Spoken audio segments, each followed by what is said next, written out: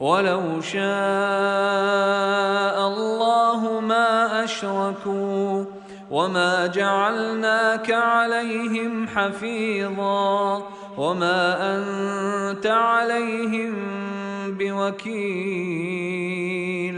اور اگر اللہ چاہتا تو وہ لوگ شرک نہ کرتے، اور ہم نے آپ کو ان کا نگہبان نہیں بنایا ہے، اور نہ آپ ان کی طرف سے مقرر کردہ ان کے نگراں ہیں۔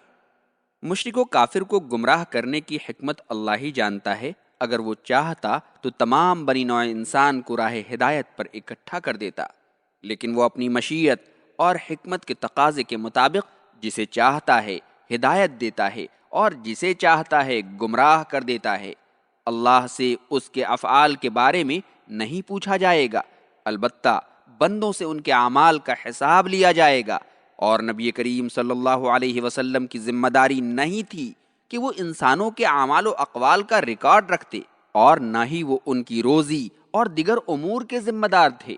ان کا کام تو اللہ کا پیغام اس کے بندوں تک پہنچا دینا تھا، سو انہوں نے بدرجہ عتم انجام دیا۔ وَلَا تَسُبُّوا الَّذِينَ يَدْعُونَ مِن دُونِ اللَّهِ فَيَسُبُّوا اللَّهَ عَدْوًا بِغَيْرِ عِلْمٍ كَذَلِكَ زَيَّنَّا لِكُلِّ أُمَّةٍ عَمَلَهُمْ ثُمَّ إِلَى رَبِّهِمْ مَرْجِعُهُمْ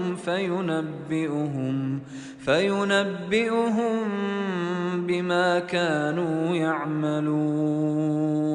اور اے مسلمانوں، تم ان لوگوں کو گالیاں نہ دو جو غیر اللہ کو پکارتے ہیں، پس وہ بغیر جانے سمجھے زیادتی کرتے ہوئے اللہ کو گالی دیں گے۔ ہم نے اسی طرح ہر جماعت کی نگاہ میں ان کے عمل کو خوشنما بنا دیا ہے، پھر انہیں اپنے رب کی طرف لوٹ کر جانا ہے، پس وہ انہیں ان کے اعمال کی خبر دے گا۔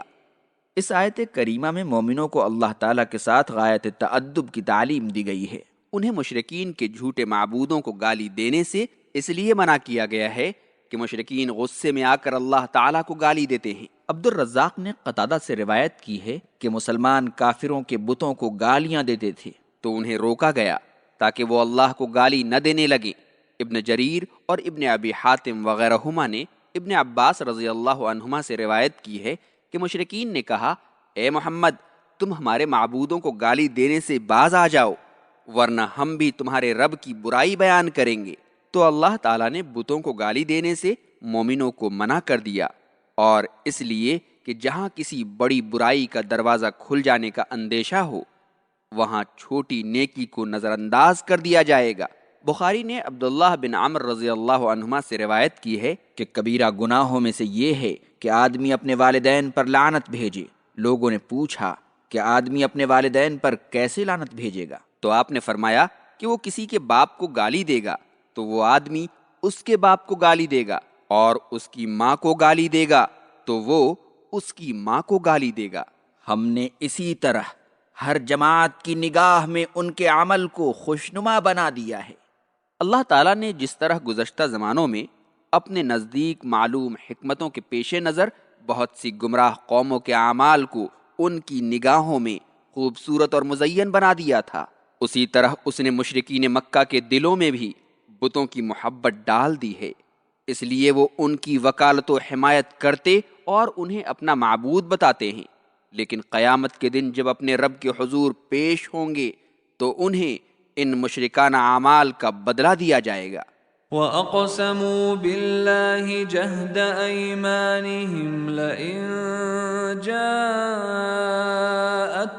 آيَةٌ لَّيُؤْمِنُنَّ بِهَا قُلْ إِنَّمَا الْآيَاتُ عِندَ اللَّهِ وَمَا يُشْعِرُكُمْ أَنَّهَا إِذَا جَاءَتْ لَا يُؤْمِنُونَ۔ اور وہ اللہ کی بڑی سخت قسم کھاتے ہیں کہ اگر ان کے پاس کوئی نشانی آئے گی تو اس پر ایمان لے آئیں گے۔ آپ کہیے کہ نشانیاں تو اللہ کے پاس ہیں، اور اے مسلمانوں، تمہیں کیا معلوم کہ اگر نشانیاں آ بھی جائیں گی تو وہ ایمان نہیں لائیں گے۔ مشرکین مکہ نے اپنی عادت کے مطابق رسول اللہ صلی اللہ علیہ وسلم سے کسی ایک نشانی کا مطالبہ کیا اور قسم کھا کر کہا کہ اگر یہ نشانی آ گئی تو ہم لوگ ضرور ایمان لے آئیں گے، لیکن ان کا مقصد ایمان لانا نہیں بلکہ رسول اللہ صلی اللہ علیہ وسلم اور اللہ کی آیتوں کا مذاق اڑانا تھا۔ اسی لیے اللہ تعالیٰ نے آپ صلی اللہ علیہ وسلم کو حکم دیا کہ ان کے جواب میں انہیں کہہ دیں کہ آیتیں اور نشانیاں اللہ کے پاس بہت ہیں، لیکن تمہاری مرضی کے مطابق ان کا لانا میرے اختیار میں نہیں ہے۔